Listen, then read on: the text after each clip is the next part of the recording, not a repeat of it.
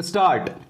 Now, coming back to the question of minorities, you will please find why this particular resolution has been so widely put in that it might include a religious minority as well, a linguistic minority as well, or an economic minority, as some honorable members rightly pointed out.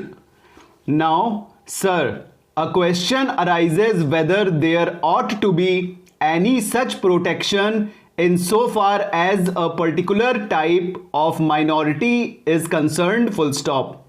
I shall deal with the question of minorities at some length, but you will please find, sir, what the honorable mover wants is that there ought to be a permanent minorities commission. It ought to be endowed and statutory powers. Therefore, sir, an attempt is being made for the first time by my honorable friend for driving a wedge between a community and a community.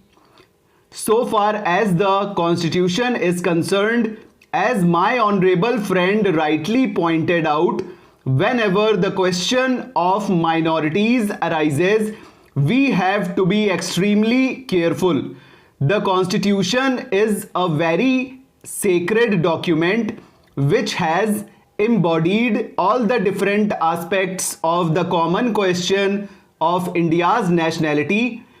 India is one in spite of different types of languages and religions, but in the midst of all these diversities, we have to develop a common nationality.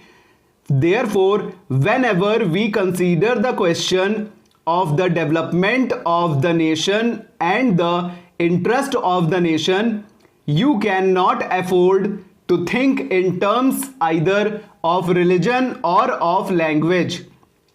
It is true, sir, that there are different religions. It is also true that there are different languages. Therefore, a question arose and the framers of the Constitution had to devise a constitution in the midst of the unity of India with certain diversities here and there. For that purpose, what they did was they devised a common nationality for the whole of India, and insofar as religious minorities were concerned, they were given certain rights. I would not go into the details regarding the provisions of the fundamental rights regarding the practice of religion. Certain rights have been given to the religious minorities, and beyond that, it would not be proper to bring in the religious minorities for political rights. For that, we have to be extremely careful. I would also point out that while we have to develop a common nationality, the members of the Indian nation have to understand that we are one nation. Therefore, certain rights in respect of religious minorities were given. They were fundamental rights, and most of them are justiciable rights. Here, we stopped so far as the religious rights were concerned. Then a question arose: what ought to be the attitude of not only the government but the society regarding the languages? It was true that there were certain interests of the regional languages. Now, these languages required to be developed, but they were not meant for dividing one man from the other. So, in 1956, when the states were formed to a certain extent on the basis of language, what was done was not to have a state with cent% people belonging to the regional language, because there were bound to be people belonging to different languages. That was the reason why this question was considered at great length, and the state's reorganization commission also went into this question of linguistic minorities. It was bound to arise here and there because they were likely to feel that their rights and safeguards given to them might or might not be properly implemented. So, this question was considered first by the States Reorganization Commission, and they dealt with the question whether we should have a permanent minorities commission. They went into it very carefully and shrewdly.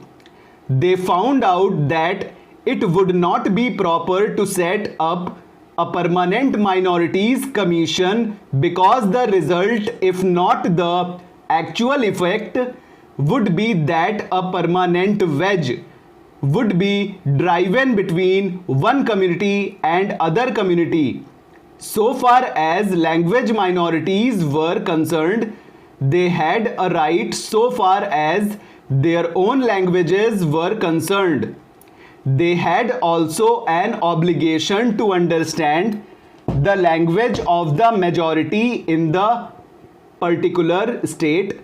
It is only by thus coming together that the members of the two language groups would come together and would harmoniously develop. But it was found at the time when the States Reorganization Commission had to consider this, that some machinery should be devised for safeguarding the rights of linguistic minorities only, and after full consideration, what was conceded was that only in respect of linguistic minorities certain rights should be extended and certain rights should be safeguarded, and an officer should be appointed by the President for making a report on the question whether these rights of the linguistic minorities are or are not properly safeguarded. Full stop.